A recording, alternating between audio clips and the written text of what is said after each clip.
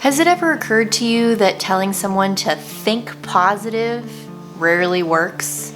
It's almost insulting at that point.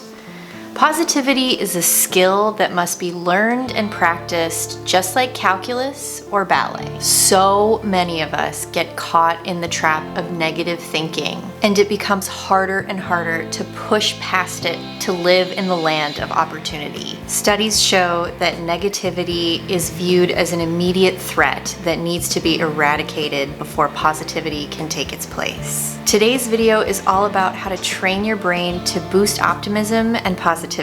I'm going to be sharing how clearing negative mental clutter increases productivity, as well as ways to boost optimism and resilience, and how to improve your mental health and reduce stress by decluttering negative self-talk. Stick around and let's get into it. Oh my God, look how organized my house is.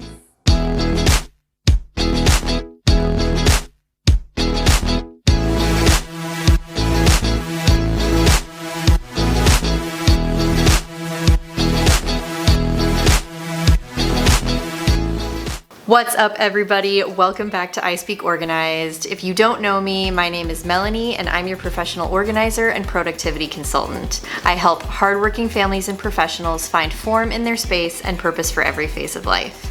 I make new videos every week about home organizing and productivity practices, so if you are into that sort of thing, then you definitely want to go ahead and hit the subscribe button at the end of the video. It's a little circle icon of my face, and you will officially become a member of the Speaker fam. I would love to have you on board so that you never miss another opportunity to learn something new about how to organize and be more productive.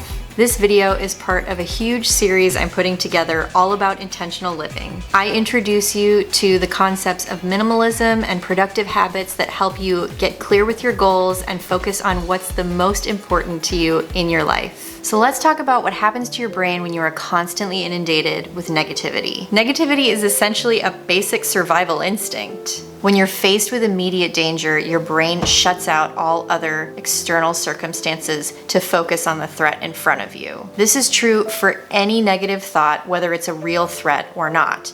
Our brains react the same in either case. If you live in a constant pessimistic state of mind, you're less likely to be able to broaden your thoughts towards other possibilities. For instance, when you get into an argument with somebody, it's really difficult to be able to see past the anger to focus on a solution that will make a positive difference. Your negative feelings can then grow and become just as pervasive as the feeling you would get if you were fighting a bear. It is for this reason that you should implement and practice positive affirmations on a daily basis. Positive thinking builds skills throughout your life.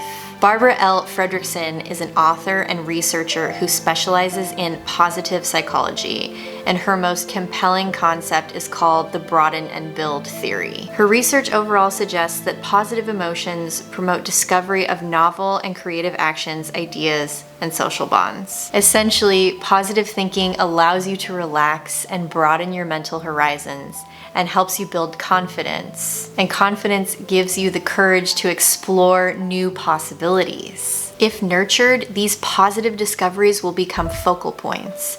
And the important thing to understand about these focal points is that they become the foundation of your healthy mindset. And here is the key to this, okay? If you take nothing else away from this video, understand this point. The more positive focal points that you have stored in your brain, the more reserves you have to call upon in negative circumstances or challenges. It stands to reason that when you practice positive thinking, it allows you to process negative thoughts in a more productive way. If you're looking to become more successful at work and at home, you need to see challenges and negative circumstances as opportunities. Positive thinking reduces stress, boosts energy levels, and better equips you to carry out tasks successfully. When you default towards positivity, you become a problem solver instead of a complainer. Complainers are stuck in first gear because they're focusing on the problem, whereas problem solvers enjoy a challenge and they seize the opportunity to improve. So you're gonna become a problem solver and think in positive terms.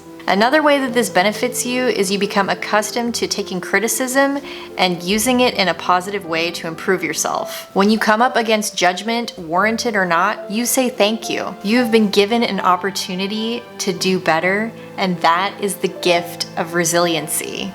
Okay, it's time to retrain your brain towards optimism and health. Once you find techniques that resonate with you, try to make them into a daily practice for yourself. And then focus on turning that daily practice into a habit. If you're stuck in a rut and need help with ideas, here are some positive thinking exercises and concepts to try. Ooh, got dark outside. Start with daily positive affirmations. These are short phrases that are really easy to remember and can become a sort of personal mantra. It's best to do this first thing in the morning before negativity has had a chance to creep in and cloud your thoughts. Set a notebook beside your bed and jot down a few simple things to help pump you up for a successful day. Paraphrase something you know you're good at into a short, memorable phrase that you can repeat to yourself when you're feeling down. Something as simple as, "I can be patient, I've got this," can be really effective if repeated every morning before you start your day. If you're having trouble coming up with affirmations or you feel embarrassed saying things that you don't think are genuine,